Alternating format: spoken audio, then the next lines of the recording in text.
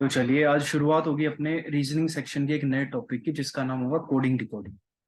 Coding decoding topic most of the student को आसान लगता है और आसान भी है, लेकिन कुछ बातें हैं जो हमें नहीं पता होती। इसलिए आज कुछ चैप्टर में जितनी बातें डिस्कस होंगी हमारे इस कोडिंग डिकोडिंग में, उसमें इजी भी डिस्कस करूंगा, मॉडरेट भी डिस्कस करूंगा और थोड़ा डिफिकल्ट लेवल के दो क्वेश्चन भी डिस्कस करेंगे लास्ट में। ठीक है, तो जिसको डायरेक्ट डिफिकल्ट क्वेश्चन देखने का मन हो, लास्ट के दो क्वेश्चन देख लेना, वो डिफिकल्ट कैटेगरी के हैं। ठीक है, तो चलिए शुरुआत करेंगे हम अपनी बेसिक बात से इस चैप्टर की जो हमें पता होनी चाहिए। वो है अल्फाबेटिकल सीरीज, एक फॉरवर्ड डायरेक्शन से और एक बैकवर्ड डायरेक्शन से। देखो सीन क्या है, फॉरवर्ड से सबको पता रहता है, लेकिन उसके लिए एक ट्रिक याद रख लो ना कि भाई अगर ई की पोजीशन पता करनी है, देखो हम क्या है, इसमें ना एक रूल बताया जाता है इजूटी का। ठीक है, वो यहाँ पे T20 आना चाहिए, शायद ST होता है ना, यहाँ पे गलत लिखा हुआ है, टी यहाँ पे आएगा, यू यहाँ पे आएगा। ठीक है, ये सीन है इजो टी।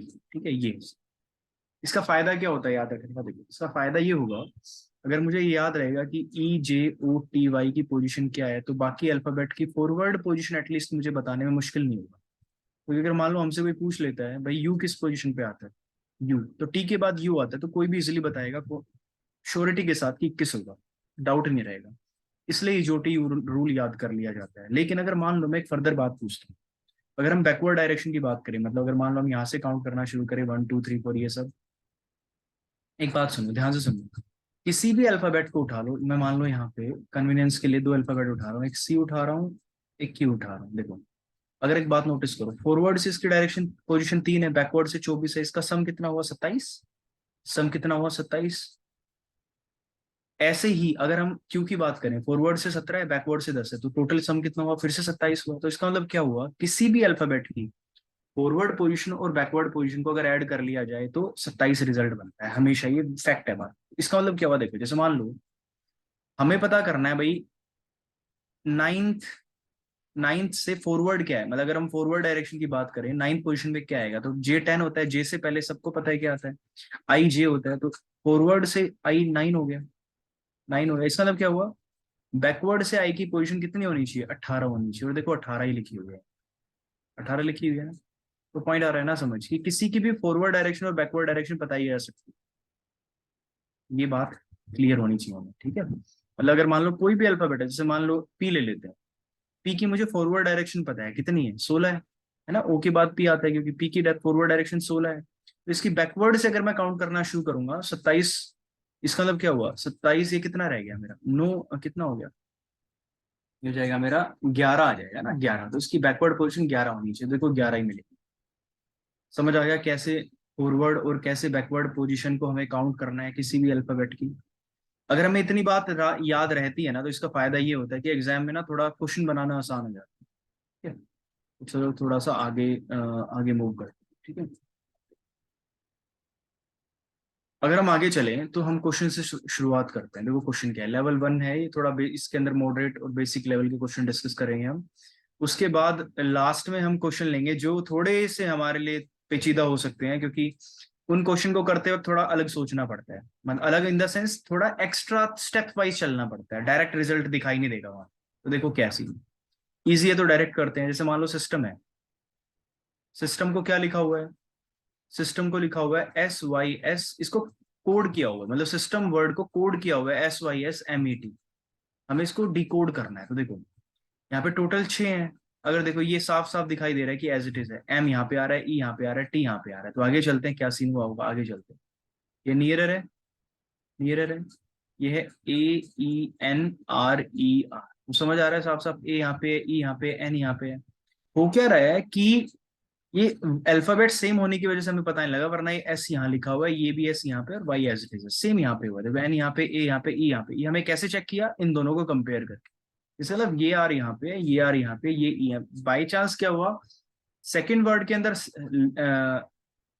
सेकंड वर्ड के अंदर सेकंड हाफ पार्ट और फर्स्ट वर्ड के अंदर first half part, actually first और लास्ट अल्फाबेट सेम थे, जिसकी वजह से कंफ्यूजन हुआ।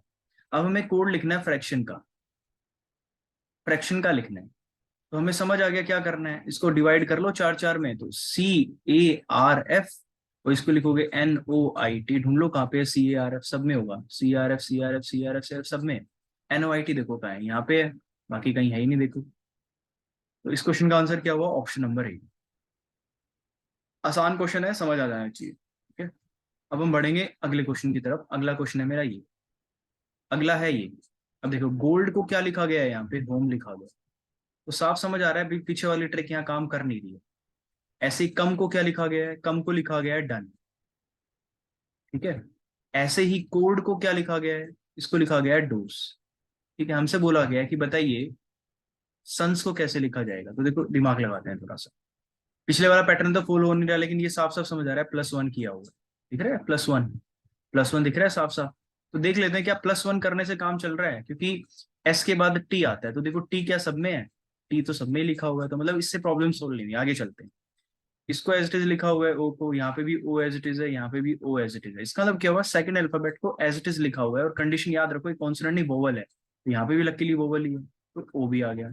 अब आगे चलते देखो, यहाँ पे फिर +1 है LM, यहाँ पे भी MN+1 है, ये भी +1 है, तो ये भी +1 हो जाएगा, NO आ जाएगा। अब देख लो TO कहीं है, TO यहाँ पर नजर आ रहा है, ये हो नहीं सकता, ये हो नहीं सकता। अब डाउट रह गया इन दोनों में, कौन सा टिक करेंगे। अगले पे चलते हैं। +1 हुआ है, डी का ई कर दिया है, लेकिन ई का ई रहा है, डी का ई रह गया है, तो देखो कंफ्यूजन ना हो तो उधर दिमाग लगाओ। डी कॉन्सोनेंट है इसलिए 1 ऐड किया गया है, ई वोवल है इसलिए ऐड नहीं हुआ, लेकिन डी कॉन्सोनेंट है इसलिए 1 ऐड कर दिया गया, मतलब ये कॉन्सोनेंट है इसलिए 1 ऐड होगा, तो TOOT मतलब आंसर नंबर बी आ गया। तो हमें हमें ये बात इजीली समझ आ रही है यहाँ पे कि हमें कोडिंग डिकोडिंग के अंदर अल्फाबेट्स में कॉन्सोनेंट्स हो गए, वावल हो गए, वोवल हो गए, उनकी पोजीशन हो गई, फॉरवर्ड बैकवर्ड, ये सब ध्यान में रखना पड़ेगा क्वेश्चन के हिसाब से। तो आगे बढ़ते हैं अपने थर्ड क्वेश्चन की तरफ। थर्ड क्वेश्चन है ये, इसमें लिखा गया जो रुस्तम है मेरा, रुस्तम, रुस्तम लिखा हुआ है, उसको लिखा गया URTSM। क्या यहाँ पे रूल कुछ फॉलो हो रहा है, चेक कर लेते हैं। देखो अगर हम यहाँ पे देखें, पहले वाला रूल लगाएं, वो तो लग नहीं रहा है, क्योंकि अगर हाफ हाफ डिवाइड कर ले ऐसा आना चाहिए था, लेकिन यहाँ पे यू लिखा हुआ, तो यू यहाँ पे आ गया, आर यहाँ पे आ गया, तो डायगनली देखो, डायगनली पोजीशन चेंज कर दी गई है। तो इसका मतलब क्या हुआ, अगर पेरेंट को लिखना है मुझे, पेरेंट को, तो पेरेंट को इसने लिखेंगे हम APERNT, ठीक है। ये एन हो गया, ये टी हो गया, तो यहाँ पे हमें समझ आ गया कि भाई APERTN है, APERTN है, मतलब हमारे पास ऑप्शन नंबर ए हो जाएगा, BCOD हो ही नहीं सकता है, ठीक है। अब आगे चलते हैं हम अपने अगले क्वेश्चन में। क्या कहा गया है, एक वर्ड है क्यूट, वर्ड है क्यूट, क्यूट को लिखा गया है EUTE, ठीक है। अगला वर्ड है मेरे पास गेट, गेट को क्या लिखा गया है, IATE लिखा गया है। तीसरा वर्ड है ब्लू, ब्लू को क्या लिखा गया है, देखो ध्यान से, अब दिमाग लगाएंगे थोड़ा सा। देखो इसका मतलब क्या, देखो ये as it is, as it is, as it is है, ये एज इट इज है, तो मतलब क्या हुआ, LUE एज इट इज आएगा, ठीक है। और CDEGHIBCD, तो समझ आ गया DLUE, मतलब डी ऑप्शन हो जाएगा। पॉइंट आना समझ, हमारे पास यही बातें ध्यान रखनी है हमें, क्योंकि भाई बाकी के 3 एज इट इज लिख दिए उसने, तो एज इट इज लिख दिए, तो इसका मतलब क्या हुआ कि पहले अल्फाबेट में उसने एक एक दो दो ऐड किया हुआ है। अब आगे चलते हैं थोड़ा सा, इस क्वेश्चन में क्या लिखा हुआ है, ये आसान है, क्वेश्चन भी आसान है या नहीं, चलो देख लें। आसान ही होगा, क्योंकि शुरू के क्वेश्चन मैंने आसान ही इसके अंदर लिखे हुए हैं, BITIRAK, ठीक है। 8 7 यहाँ पे है, 7 ही यहाँ पे है, तो क्या करना चाहिए बताओ। देखो अगर हम थोड़ा दिमाग लगाएं, C से B हो गया -1,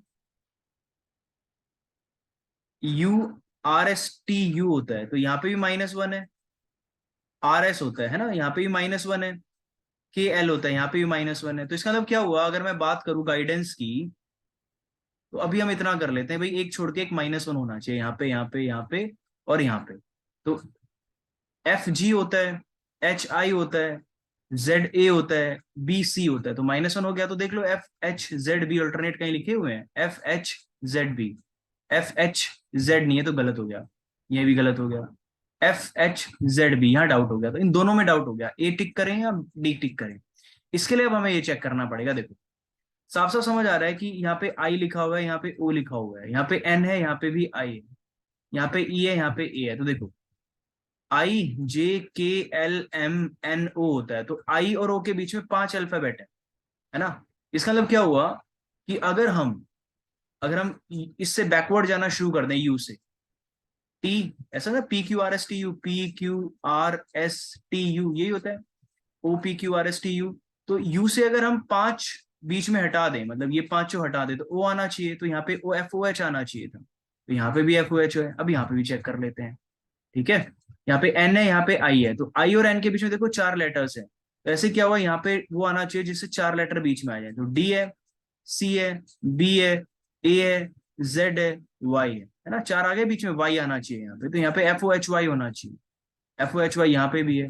अब अगला भी चेक कर लेंगे, यहाँ पे A B C D E होता है, तो 3 लेटर बीच में आने चाहिए, यहाँ पे एन है, देखो यहाँ पे एन है, तो 3 बीच में आना चाहिए, जे आना चाहिए यहाँ पे, तो यहाँ पे क्या आना चाहिए, जे आना चाहिए, तो देख लो यहाँ पे ये सूट कर रहा है, ये सूट कर रहा है। वैसे F O H Y Z, F O H Y Z, J B, J B है, जे बी यहाँ पे भी है, जे बी है लास्ट अल्फाबेट पे।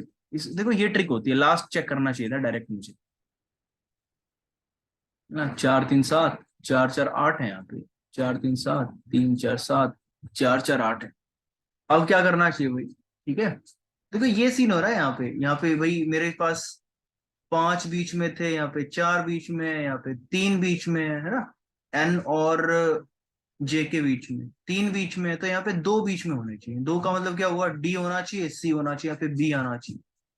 पॉइंट आया समझ, क्या करना है।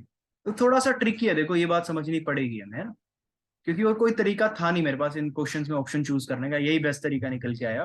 तो हम बोल सकते हैं कॉन्फिडेंस के साथ क्वेश्चन का आंसर होगा डी, ठीक है। ये बात हुई है हमारी, आगे चलते हैं।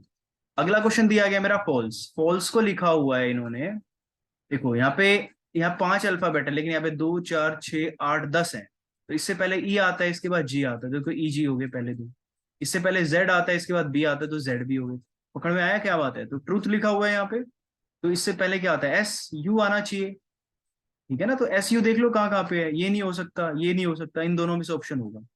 अब देखो ऐसे ही क्या हो जाएगा, क्यू आर एस टी होता है, क्यू आर एस होता है, क्यू एस देख लो कहाँ पे है, यहाँ पे है क्यू एस, यहाँ है ही नहीं, तो ऑप्शन नंबर बी हो जाएगा डायरेक्ट। तो इस क्वेश्चन का आंसर हो जाएगा ये हमारे पास। बेहद आसान क्वेश्चन थे, ठीक है। इससे अगले वीडियो में हम डिस्कस करेंगे इससे हटके क्वेश्चन, कुछ अलग लेवल के क्वेश्चन। अभी के लिए हम वीडियो में इतना ही रखते हैं, तो मिलेंगे नेक्स्ट वीडियो में अपनी कुछ नए क्वेश्चन ऑफ कोडिंग डिकोडिंग के साथ।